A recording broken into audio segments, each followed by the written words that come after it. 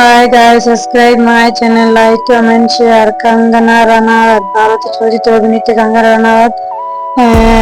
কাঙ্গনা রানাউত রৌনক জন্ম 23 মার্চ 1987।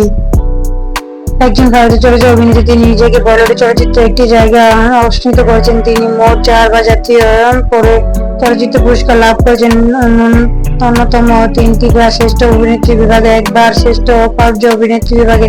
এছাড়াও তিনি 4টি ফিল্মফেয়ার পুরস্কার লাভ করেছেন।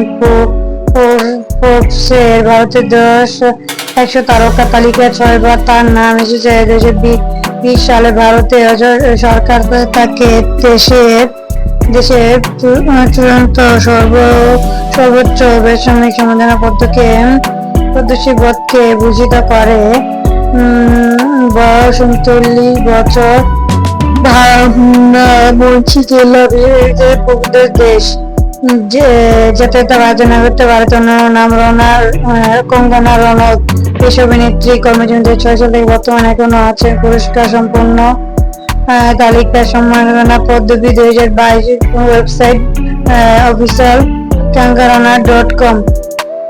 হিমাচল প্রদেশের ছোট শহর বাবনায় জন্মগ্রহণকারী রানা চার পিতার পিরামিডে শুরুতে ডাক্তার হতে চেয়েছিলেন। তার নিজের কর্মজীবন শুরুর লক্ষ্য তিনি 16 বছর বয়সে দিল্লিতে পাড়ি জমান এবং অল্প সময়ে মডেলিং করেন। মঞ্চ পরিচালক পরিবৃদ্ধি গৌড়ের নিকট সুনাম লাভের পর রানা 2006 সালে থিয়েটার চলচ্চিত্র গ্যাংস্টারের মধ্য দিয়ে চলচ্চিত্রে আগমন করেন এবং এই কাজের জন্য শ্রেষ্ঠ নবাগত বিভাগের ফিল্মের পুরস্কার লাভ অর্জন করেন। তিনি নাট্য ও Lamhe 2006, life in a metro 2007 ও ফ্যাশন আর্ট চলচ্চিত্রে বৈষম্যপূর্ণ চরিত্রে অভিনয় করেন। সঙ্গীত অন্যতম ফ্যাশন চলচ্চিত্রে অভিনয়ের জন্য তিনি